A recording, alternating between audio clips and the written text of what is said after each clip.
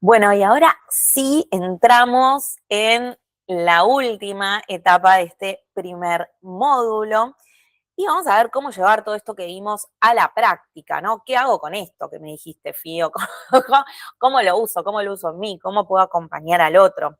Obviamente que todo esto lleva tiempo, lleva práctica, lleva un proceso de construcción en el consultorio, ¿no? Con el día a día, con la escucha, con la observación, con el autoobservarnos, ¿no? Con el ponernos frente a un otro disponible y habilitar ese proceso, pero ¿cómo lo llevo a la práctica? Entonces, saber que es súper importante no quedarnos con, bueno, podemos hacer la carta natal y sabemos que Sol, Luna, el ascendente, tiene conjunción con tal, el que sabe astrología, pongo esta flor, esta flor, esta flor. No usarlo como determinante toda esta información, sino usarlo como un mapa para preguntar, ¿sí?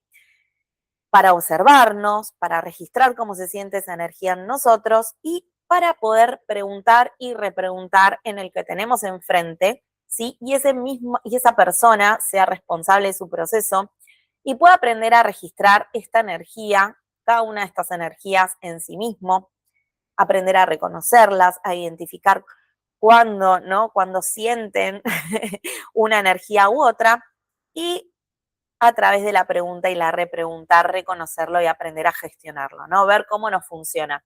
Siempre digo lo mismo, no hay energías malas o buenas, simplemente es energía, nada más, depende cómo la usemos y cómo elegimos usarla. Y para elegir usarlas, hay que salir del automático, hay que hacer todo un proceso de observación, de autoobservación, para poder identificar en cada una de las situaciones y poder ver cuándo nos funciona y cuándo no nos funciona. Simplemente es eso, ¿sí? No es malo ni bueno, es ver, a veces no nos funciona, no logramos lo que queremos y a veces no funciona y vamos por ahí, ¿sí? La diferencia es, ¿estamos en el miedo o estamos en paz? Estamos desde el amor. Y ese es el semáforo que nos va a decir si tenemos una energía gestionada o no.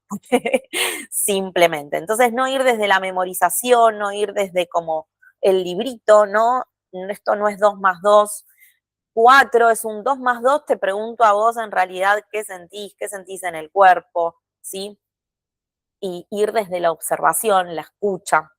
Es mucho más complejo el proceso de acompañar, que no es imposible, simplemente requiere constancia y práctica y trabajo en nosotros mismos. Así que eso lo vamos a trabajar a lo largo de todo el año, hay tiempo, pero les dejo, se sumen o no se sumen, una guía de preguntitas para tener a mano, sobre todo para ustedes primero y después poder usarlo para acompañar a un otro y poder registrar esto, ¿no? ¿Qué siento?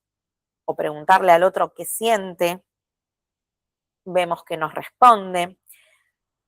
Si nos puede decir qué sienten, en qué parte del cuerpo, ¿no? ¿Qué registro corporal tiene? ¿Qué sienten en el cuerpo? ¿Qué piensa? ¿Qué pensamientos registran que van surgiendo? ¿Y cuál es la acción que los lleva a hacer esa situación, ¿no? Entonces empezamos a registrar el automático. No se trata de apagarnos el automático, sino de registrar cómo entramos fácilmente y se nos activa una emoción, se nos activa un pensamiento, ¿sí? Se nos activa una sensación corporal, ¿no? Siento algo en la espalda, en las piernas, en el estómago, y cómo accionamos o cómo no accionamos, ¿no? Y qué siento en el cuerpo con esa acción o esa no acción, ¿no? Entonces, bueno, son preguntitas que a lo mejor es siempre preguntar lo mismo al principio para empezar a practicar qué me responde el otro, y obviamente si trabajamos en nosotros, qué me pasa a mí, qué me pasa a mí con eso, ¿no? Eso es lo importante de las flores. No ir con el manual, con el listadito para tildar, sino es que si yo la veo a la persona que está impaciente, por ejemplo, o que no puede esperar, o que no puede regular el impulso, el accionar, no le voy a poner la flor porque yo lo veo en el otro, ¿sí? Eso lo trabajamos siempre en la guía de la consulta, es preguntarle al otro qué siente en ese momento, qué le pasa a él con eso, ¿no?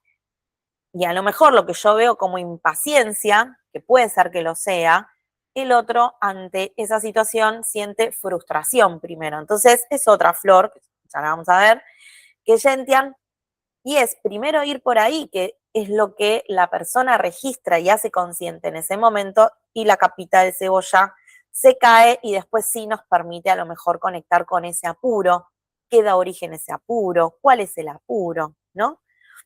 Y seguimos ahí como profundizando en la otra capita de cebollas ya con Impatient, por ejemplo, ¿no? Entonces ese es un poco el proceso que va sucediendo, acá se los estoy súper como resumiendo en un ejemplo burdo, ¿no? Pero para que se entienda. Y después la repregunta, repreguntar sobre esto es nuevo, se repite, en alguna otra situación te pasó lo mismo, con alguna otra persona sentís lo mismo, ¿no?